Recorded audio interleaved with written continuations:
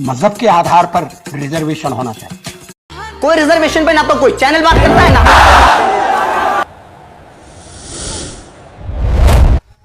अगर किसी गरीब स्टूडेंट से पूछा जाए तुम्हें नौकरी या कॉलेज एडमिशन में मौका चाहिए तो क्या तुम्हारी फैमिली की इनकम देखी जाए या तुम्हारे कास्ट। और अगर किसी दूसरे स्टूडेंट से पूछा जाए तुम्हारे समाज ने सालों तक भेदभाव झेला है तो क्या सिर्फ इनकम देखकर उस समस्या को खत्म किया जा सकता है। यही दो सवाल आज भारत के रिजर्वेशन की सबसे बड़ी बहस बन चुके हैं। और इसी बहस के बीच 21 अगस्त 2026 को दिल्ली के जंतर पर रिजर्वेशन हटाओ आंदोलन हुआ। लेकिन आखिर ये आंदोलन शुरू कैसे हुआ, इसकी क्या है और स्टूडेंट इससे इतने जुड़े क्यों हैं। चलिए पूरी कहानी समझते हैं। सबसे पहले रिजर्वेशन आरक्षण को सिंपल लैंग्वेज में समझो तो इसका मतलब है कि कुछ सीट्स और गवर्नमेंट जॉब्स में कुछ जगह उन कम्युनिटीज़ के लिए रिजर्व यानी सुरक्षित रखी जाती हैं जिन्हें लंबे समय तक सोशल और एजुकेशनल डिसएडवांटेज यानी सामाजिक और शैक्षणिक नुकसान का सामना करना पड़ा। इसका टारगेट सिर्फ गरीबी दूर करना नहीं था बल्कि उन लोगों को एजुकेशन और गवर्नमेंट जॉब्स में रिप्रेजेंटेशन यानी प्रतिनिधित्व देना भी था जो लंबे समय तक उन जगहों से बाहर रहे। यही वजह है कि भारत में रिजर्वेशन की बहस को सिर्फ गरीब बनाम अमीर समझना सही नहीं है। अब 21 अगस्त को जंतर मंतर पर बड़ी संख्या में लोग रिजर्वेशन हटाओ आंदोलन के नाम से पहुंचे। ये कैंपेन पहले सोशल मीडिया पर लोगों तक पहुंचा और फिर दिल्ली में प्रोटेस्ट का रूप लिया। कोर्ट के अकॉर्डिंग अजीत भारती को आंदोलन में प्रमुख बताया गया। उन्होंने रिजर्वेशन पर गवर्नमेंट से व्हाइट पेपर यानी पूरी नीति और उसके परिणामों को विस्तृत ऑफिशियल रिपोर्ट, रिजर्व कैटेगरीज के अंदर कोटा विद इन कोटा यानी जरूरतमंद समूहों के लिए अलग हिस्सेदारी, मिनिमम क्वालिफाइंग मार्क्स यानी न्यूनतम जरूरी अंक और ईडब्ल्यूएस यानी आर्थिक रूप से कमजोर वर्ग से जुड़ी व्यवस्थाओं में बदलाव जैसी मांगे रखी। लेकिन प्रोटेस्टर्स आखिर चाहते क्या हैं? उनकी सबसे बड़ी बात है रिजर्वेशन का आधार सिर्फ कास्ट क्यों हो, आर्थिक स्थिति को भी ज्यादा महत्व क्यों न मिले। उनका कहना है कि अगर कोई स्टूडेंट गरीब है, उसके पास कोचिंग के पैसे नहीं है, अच्छे स्कूल की फैसिलिटी नहीं है, फिर भी वो अनरिजर्व कैटेगरी में आता है तो उसकी परेशानी को भी तो देखना चाहिए। कुछ प्रोटेस्टर्स ये भी चाहते हैं कि रिजर्वेशन का फायदा रिजर्व कैटेगरी के अंदर भी सबसे जरूरतमंद लोगों तक पहुंचे। यानी उनका सवाल सिर्फ रिजर्वेशन हटाने का नहीं है बल्कि रिजर्वेशन सिस्टम में रिफॉर्म यानी सुधार का भी है। अब सवाल ये है कि ये मुद्दा अभी इतना बड़ा क्यों हुआ। इसके पीछे कई फैक्टर हैं। पहला है गवर्नमेंट जॉब्स और अच्छी कॉलेज, सीट्स की कमी के बीच बढ़ता कंपटीशन। दूसरा है स्टूडेंट में ये फीलिंग की सिलेक्शन उनके लिए फेयर है या नहीं। तीसरा है कास्ट बेस्ड रिजर्वेशन और इकोनॉमिक डिसएडवांटेज के बीच बैलेंस कैसे बनाया जाए। और चौथा है फैक्टर है सोशल मीडिया। इसी आंदोलन को बड़ा करने के लिए ग्राउंड पर ऑर्गेनाइजेशन जरूरी होती है। आज ये कैंपेन हजारों लोगों तक बहुत तेजी से पहुंच सकता है। इस आंदोलन के मामले में भी सोशल मीडिया मोबिलाइजेशन की भूमिका सामने आई है। और अब एक कदम पीछे चलती बहस को समझने के लिए हिस्ट्री का जानना जरूरी। भारत में रिजर्वेशन की जड़ आज से नहीं है बल्कि आज़ादी से पहले की बहसों में मिलती है। 1932 में डॉक्टर भीमराव अम्बेडकर और डिप्रेस्ड क्लास के पॉलिटिकल रिप्रेजेंटेशन यानी राजनीतिक प्रतिनिधित्व का सवाल बहुत बड़ा था। कम्युनल अवार्ड में अलग निर्वाचन मंडल का प्रस्ताव आया जिसके बाद गांधी जी और अम्बेडकर जी के बीच पूना पैक्ट हुआ। ये समझौते में अलग चुनाव व्यवस्था के बजाय समान चुनाव व्यवस्था में रिजर्व सीट्स का रास्ता अपनाया गया। यानी शुरुआत से ही रिजर्वेशन का एक बड़ा उद्देश्य था।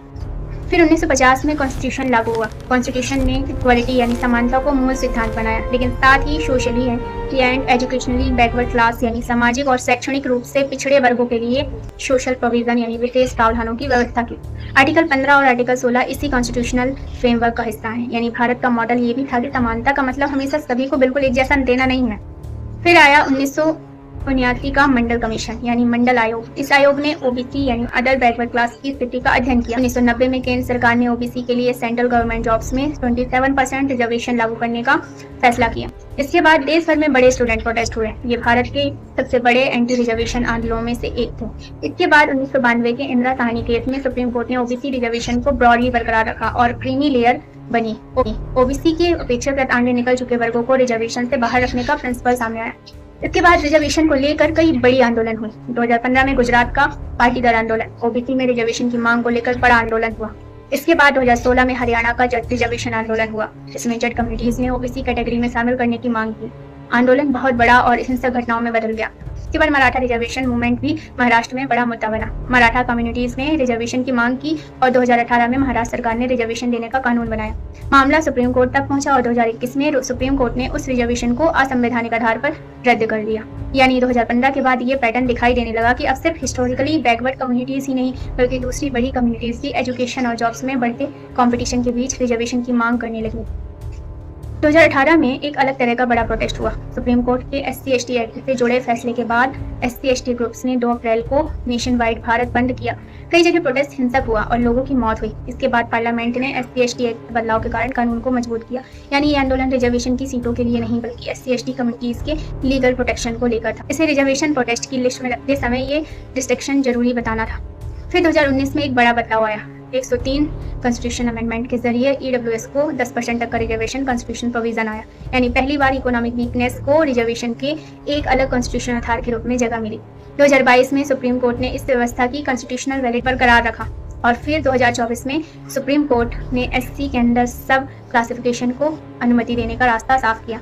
सिंपल लैंग्वेज में इसका मतलब है, अगर किसी रिजर्व कैटेगरी के अंदर कुछ ग्रुप्स को ज़्यादा फायदा मिल रहे हैं और कुछ ग्रुप्स लगातार पीछे हैं, तो स्टेट डाटा के अकॉर्डिंग रिजर्वेशन के अंदर भी अलग हिस्सेदारी तय कर सकती है। इसी वजह से आज कोटा के अंदर कोटा और बेनिफिट किसे मिल रहा है, इस पर चर्चा हो रही है। तो अगर आज के प्रोटेस्ट को हिस्ट्री से जोड़े तो कहानी ये बनती है कि 1935 रिप्रेजेंटेशन, 1950 में कॉन्स्टिट्यूशन प्रोटेक्शन, 1990 में मंडल और OBC रिजर्वेशन, 1992 में क्रीमी लेयर, 2015 में पाटीदार मूवमेंट, 2016 में जट और मराठा मूवमेंट, 2018 में ST/ST एक्ट प्रोटेस्ट, 2019 में EW रिजर्वेशन और 2024 में ST सब क्लासिफिकेशन और अब 2026 में रिजर्वेशन हटाओ आंदोलन। ये सभी एक जैसे आंदोलन नहीं थे, लेकिन सभी ने एक ही बड़े सवाल को अलग तरीके से सामने रखा।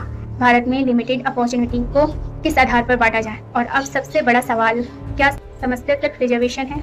शायद नहीं, क्योंकि अगर एक गरीब स्टूडेंट को अच्छी स्कूल एजुकेशन नहीं मिली, कोचिंग अफोर्ड नहीं कर सकता, उसके लिए जॉब्स भी बहुत कम है, तो फ्रस्ट्रेशन सिर्फ रिजर्वेशन से पैदा नहीं होगी। वहीं दूसरी तरफ अगर किसी कम्युनिटी ने लंबे समय तक डिस्क्रिमिनेशन झेला है, तो केवल इनकम देखकर उस पर डिसएडवांटेज को खत्म मान लेना भी सही नहीं होगा। इसलिए आज की असली समस्या शायद रिजर्वेशन हटाओ या रिजर्वेशन बचाओ से कहीं ज़्यादा बड़ी है। स्कूल्स की क्वालिटी कैसी है, गरीब स्टूडेंट को कोचिंग और स्कॉलरशिप कितनी मिल रही है, हायर एजुकेशन कितनी अफोर्ड, गवर्नमेंट जॉब्स और अच्छे कॉलेजेस के अवसर कितने बढ़ रहे हैं, और रिजर्वेशन का फायदा वास्तव में सबसे ज़रूरतमंद लोगों तक पहुँच रहा है या। और एक सवाल है कि अगर भारत का ऐसा सेना हो जिसमें हिस्टोरिकल डिस्क्रिमिनेशन का समाधान भी हो, गरीब स्टूडेंट को आर्थिक मदद भी मिले और मेरिट का भरोसा भी बना रहे, तो क्या हम रिजर्वेशन को खत्म करना चाहिए या रिजर्वेशन को डाटा के आधार पर रिफॉर्म करके एजुकेशन और जॉब्स के अवसर भी बढ़ाने चाहिए? अपना आंसर कमेंट में करिए। Reservation policy reform now. We want equal opportunity.